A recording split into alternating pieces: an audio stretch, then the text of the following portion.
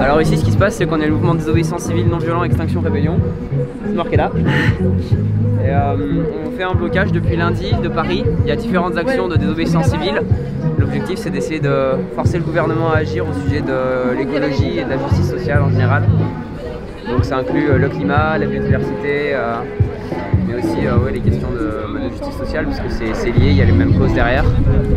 Et donc voilà, c'est la manière qu'on a trouvé pour essayer de se faire entendre, puisque ça fait des dizaines d'années que les scientifiques alertent et que on fait des marches, des pétitions, mais que rien ne bouge.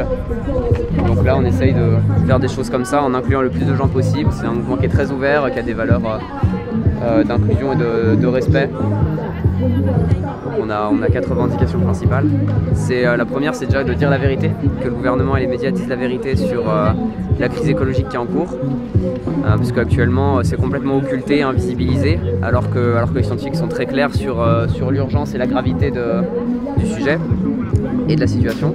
Donc première revendication, dire la vérité. La deuxième, c'est la réduction des émissions de gaz à effet de serre à 0 d'ici 2025, en rapport avec ce que recommandent les scientifiques. La troisième, c'est l'arrêt immédiat de la destruction des écosystèmes. Donc ça peut être les forêts, les océans, l'artificialisation des sols, tout genre de choses où on détruit la planète, qui n'est pas forcément le climat en soi, mais c'est tout aussi important.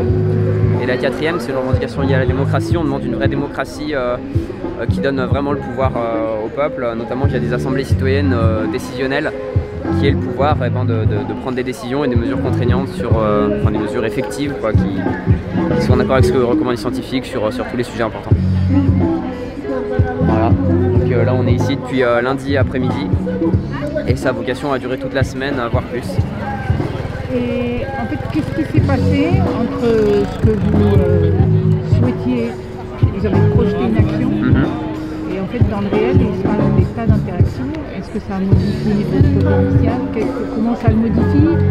Comment ça le projette dans un avenir Alors moi je ne fais pas partie de l'équipe d'organisation en tant que telle de cet événement, mais ça se passe très bien globalement l'action. Après il y a beaucoup d'initiatives spontanées. Par exemple au début on était surtout place de Châtelet, là-bas, et puis là hier on a décidé qu'aujourd'hui on étendrait le blocage, donc on est venu ici sur rue de Rivoli et on a bloqué un peu la rue pour toucher plus de monde, que les passants voient un peu qui on est, ce qu'on fait, ce genre de choses. Donc ça par exemple ça a été décidé en cours de route.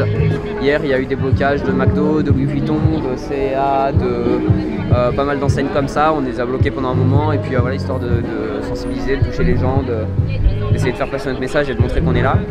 Et l'action globalement se passe très bien. L'idée c'était d'avoir ce blocage permanent place de Châtelet et d'autres actions qui devaient être lancées dans la semaine. Donc une aujourd'hui, une demain et une autre ce week-end. Celle d'aujourd'hui, j'ai cru comprendre qu'elle avait été annulée et qu'on avait remplacé ça par ici étendre le blocage. Mais je ne connais pas exactement les détails de ce qui s'est passé ni rien.